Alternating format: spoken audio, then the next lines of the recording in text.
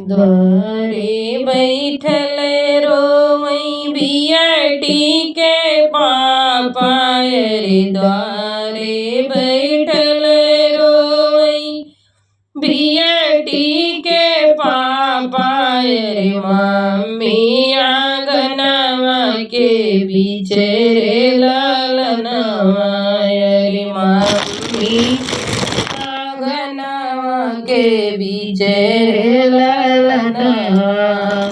द्वारे बैठल रोवई बियटी के पापा रे। मम्मी आंगनवा के बीच रे ललनवा रे। मम्मी आंगनवा के बीच रे ललनवा। डोलिया पकड़ी रोवई वीरन भैया रे। डोलिया पकड़ी रोवई वीरन भैया रे। आजू बहिनी भैली पराई रे ललनवा रे। आजू बहिनी भैली पराई रे ललनवा। डोलिया पकड़ी रोवई वीरन भैया रे। आजू बहिनी भैली पराई रे ललनवा रे। आजू बहिनी भैली पराई रे ललनवा। जावऊ ना मोरे भैया मैया समझावऊ रे। जावऊ ना मोरे भैया मैया समझावऊ रे। पापा काली हो तू संभाली रे ललनवा रे। पापा काली हो तू संभाली रे ललनवा। जावऊ ना मोरे भैया मैया समझावऊ रे। पापा काली हो तू संभाली रे ललनवा रे। पापा काली हो तू संभाली रे ललनवा।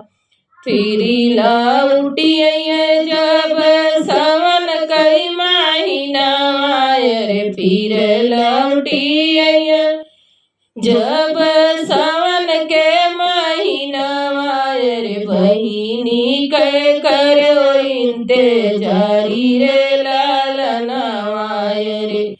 बहिनी के किया इंतजार रे ललनवा। फिर लौटी जब सावन के महीनावा रे। बहिनी के किया इंतजार रे ललनवा रे। बहिनी के किया इंतजार रे ललनवा। लियऊ जनम भैया दोनों एक कुखिया रे। लियऊ जनम भैया दोनों एक कुखिया रे। कैसन विधाता लिखे भागी रे ललनवा रे। लिखई विधाता कैसे भागी रे ललनवा। लिहऊ जनम भैया दोनों एक कुखिया रे। कैसन विधाता लिखे भागी रे ललनवा रे। कैसन विधाता लिखे भागी रे ललनवा। पापा जे दियल तू घरवा दुअरवा रे। पापा जे घरवा दुअरवा रे। हमका तो दिहले निकाली रे ललनवा रे। हमका तो दिहले निकाली रे ललनवा। पापा जे दिए तू घरवा दुअरवा रे। कात दियलेनी करी रे ललनवा रे हम कात दियलेनी करी रे ललनवा धनी मोरे पापा धनी मोरी मैया रे धनी मोरे पापा धनी मोरी मैया रे कैसे दियो अरे कैसे गैलियो दोई हम भाती रे ललनवा रे कही देलियो दोई आई भाती रे ललनवा धने मोरे पापा धनी मोरी मैया रे धने मोरे पापा धने मोरी मैया रे कही देलियो दुई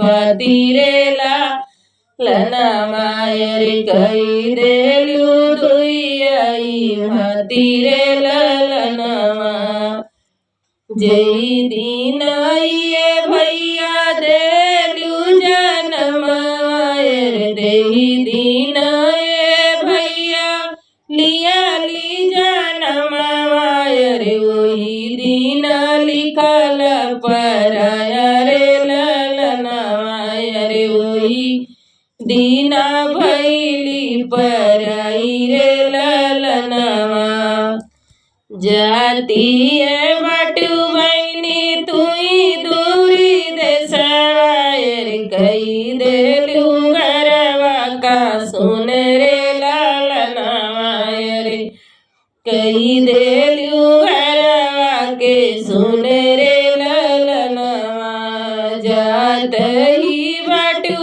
बहनी तुई दूरी देसवायर कही देलू के सुन रे ललनवा रे कही दे